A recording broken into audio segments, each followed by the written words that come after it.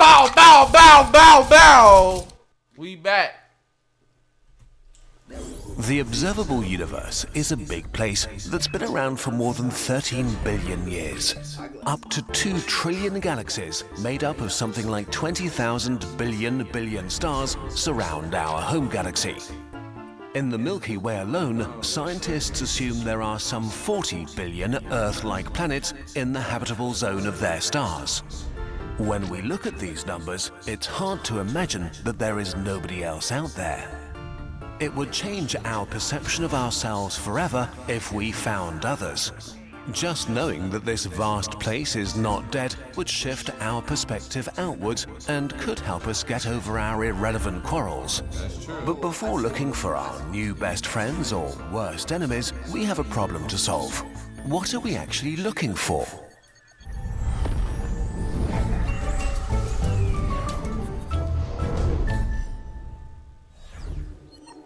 In a universe that big and old, we have to assume that civilizations start millions of years apart from each other and develop in different directions and speeds. So not only are we looking over distances of dozens to hundreds of thousands of light years, we're looking for a civilization ranging from cavemen to super advanced. So we need a conceptual framework to enable us to think better thoughts that make us able to search better. Are there universal rules that intelligent species follow? Currently, our civilization sample size is only 1, so we may make incorrect assumptions based solely on ourselves. Still, better than nothing. We know that humans started out with nothing but minds and hands that could build tools. We know that humans are curious, competitive, greedy for resources, and expansionist. The more of these qualities our ancestors had, the more successful they were in the civilization building game. Being one with nature is nice, but it's not the path to irrigation systems or gunpowder or cities. So it's reasonable to assume that aliens able to take over their home planet also have these qualities. And if aliens have to follow the same laws of physics, then there is a measurable metric for progress: energy use. Human progress can be measured very precisely by how much energy we extracted from our environment and how we made it usable to do things. We started with muscles until we learned to control fire. Then we made machines that used kinetic energy from water and wind.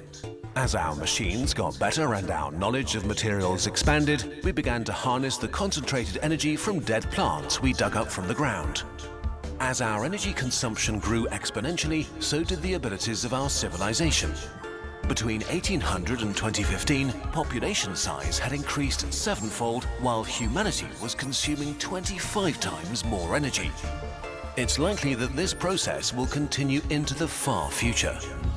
Based on these facts, scientist Kardashev developed a method of categorizing civilizations from cave dwellers to gods ruling over galaxies. The Kardashev scale, a method of ranking civilizations by their energy use. The scale has been refined and expanded on over the decades, but in general it puts civilizations into 4 different categories. A Type 1 Oh, so it's not really 7. I was wondering. Civilization is able to use the available energy of their home planet. A Type 2 civilization is able to use the available energy of their star and planetary system.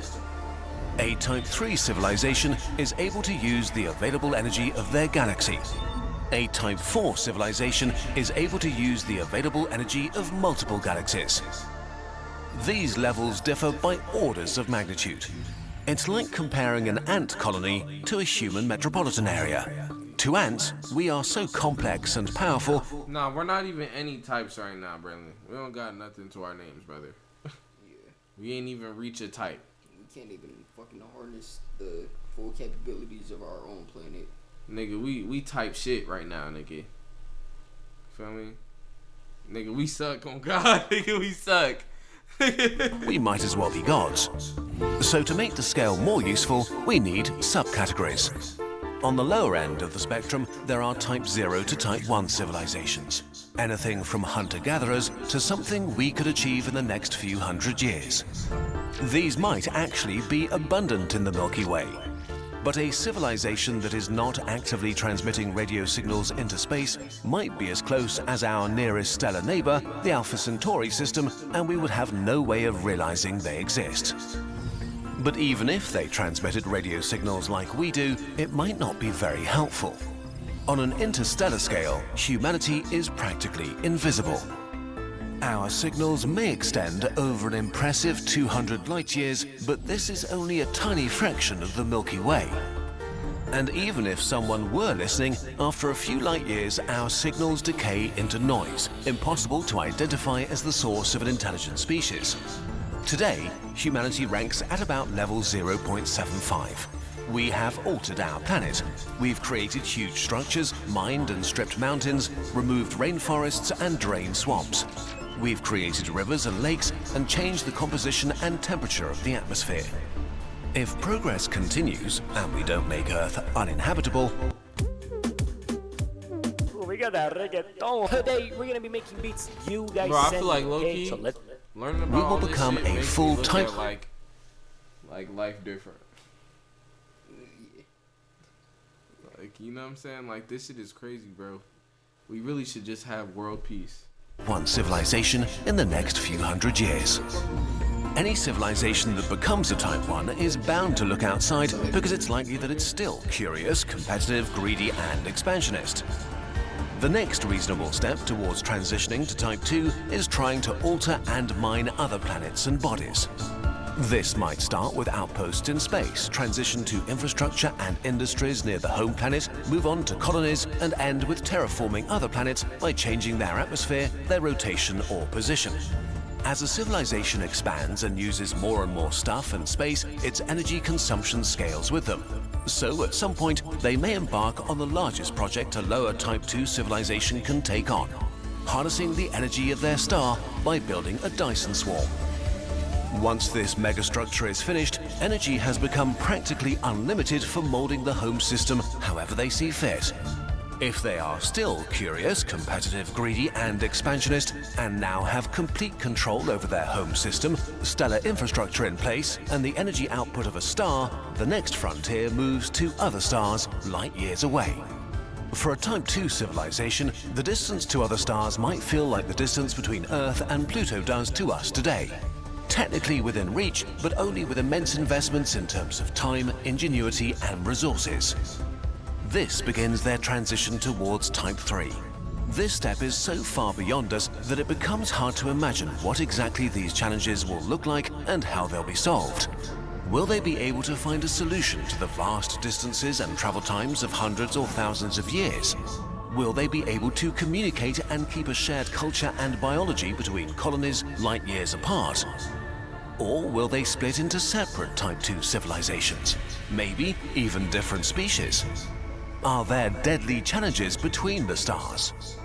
So the closer a species gets to Type 3, the harder it becomes to fathom what it might actually look like. They might discover new physics, may understand and control dark matter and energy, or be able to travel faster than light. We might be unable to grasp their motives, technology, and actions. Humans are the ants, trying to understand the galactic metropolitan area. A high Type 2 civilization might already consider humanity too primitive to even talk to. A Type 3 civilization might feel about as like we feel about the bacteria living on the anthill. Maybe they wouldn't even consider us conscious or our survival relevant. We could only pray that they're nice gods. But the scale doesn't necessarily end here. Some scientists suggest there might be Type 4 and Type 5 civilizations whose influence stretches over galaxy clusters or superclusters, structures comprising thousands of galaxies and trillions of stars. Ultimately, there might be a Type Omega civilization, able to manipulate the entire universe and possibly others. Type Omega civilizations might be the actual creators of our universe for reasons beyond our comprehension. Maybe they were just bored. As flawed as this classification This is what I'm saying. Now we I getting, mean, that's Kane, nigga. yeah, literally we're getting into Marvel shit, bro. may be, this thought experiment is already telling us interesting things. If our ideas about the nature of species that form interstellar civilizations is sort of correct, then we can be pretty sure that there are no civilizations of Type 3 and beyond near the Milky Way. Their influence would in all likelihood be so all-encompassing and their technology so far above our own that we couldn't miss them. The Galaxie should flash with their activity in thousands of star systems. We should be able to see or detect their artifacts or movements between different parts of their empire. Even if a Type 3 civilization did exist in the past and died a mysterious death, we should be able to detect some of the remnants of their empire. But when scientists looked, they didn't find remnants of harvested stars, decaying megastructures, or scars of great interstellar wars. So they're very likely not out there and never were. In a sense, this is very sad, but also very reassuring. It leaves the Galaxie to us and others similar to us. So the most promising civilizations to look for may be somewhere in the spectrum from Type 1.5 to Type 2.5. They wouldn't be too advanced to understand them and their motives. They may have finished their first megastructures, and they might be in the process of moving stuff between stars and transmitting enormous amounts of information into space by accident or on purpose. They would probably also look to the stars and look for others. Then again, maybe we've got it all wrong. Maybe progress to Type 2 does not mean expanding outwards, and humanity is still too immature to imagine otherwise. For now, all we really know is that we haven't seen anybody yet, but we've only just started looking. Until we finally find friendly super aliens and can ask them to explain the rules of the universe to us, most of us have to make do with learning stuff ourselves. Whether you're going back to school, leaving home for the first time, or if you're just entering a new phase. God damn it. It's always these goddamn ads. God damn it. God damn. Alright, chat. In my thoughts, I've been fighting demons, ain't no invitation. When I lose my shit, it's not cool, bad situation. Why am I wearing all these faces? In my truth, I'm a bad man, can't keep up with the evasion. Gotta stand on business and stay solo. Still praying for the days where the niggas ask for photos. In my head, am I the problem? Bad thoughts, yeah, I caught them. Bloody fists, yeah, I fought them. Road to riches, I'm on the bottom. So do I take my time and just fight my temptation? Or do I let go all my problems? Can I say salutation?